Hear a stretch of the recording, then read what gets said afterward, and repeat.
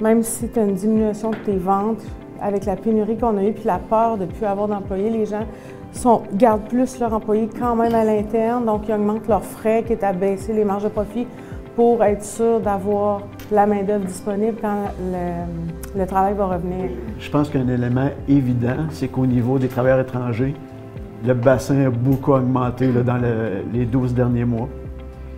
Puis également, je pense que mêlé au contexte économique, là, qui est un petit peu plus tranquille, je vais dire mou de ce temps-ci, je pense que les organisations étaient on était un peu comme sous-staffés. Donc, nos chiffres d'affaires ont resté à peu près semblables ou ont augmenté un petit peu, mais souvent, là, il nous manquait 5-6 travailleurs pour compléter notre organigramme. Nous, on a constaté l'inverse. On a eu notre meilleure année au niveau des ventes, mais on a moins d'employés qu'on avait. C'est sûr que, contextuellement, on a fait, nous aussi, du recrutement là, à l'international, mais avec les délais, ça a été plus long.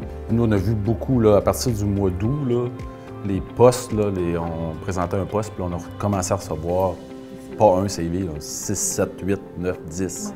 Depuis septembre, on reçoit des CV. On reçoit des gens qui cognent à la porte pour venir rentrer, ce qu'on ne voyait pas depuis 3 ans environ. Donc ça, c'est un plus. Il y a un équilibre qui s'est créé, puis le couvercle est sur la marmite. Comme vous dites, même les employés de bureau, que ce soit les employés d'usine, on sent là, que leur emploi est plus important qu'il l'était il y a 2 ans. Avant, c'était très, très volatile, là, oui.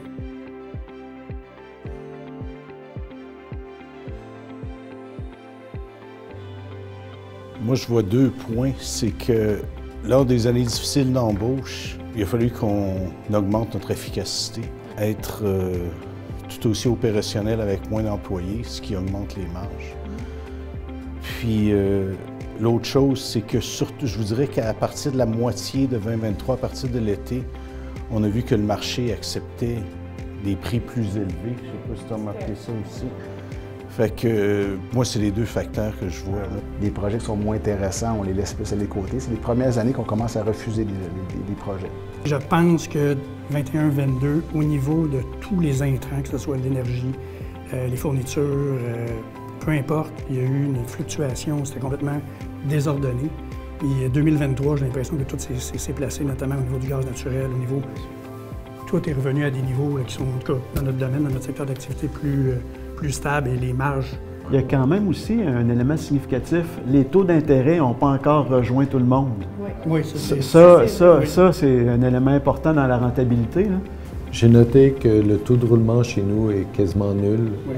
Ça fait 18 mois qu'on n'a pas embauché de machiniste. Le fait d'être moins en formation avec le personnel, ça fait que, veut pas, on fait moins de rebuts.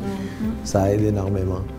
Et je pense que la pénurie de main-d'œuvre aussi nous a tous forcés à faire plus de formation à l'interne, structurer nos départements de formation pour augmenter les compétences à l'interne nous-mêmes.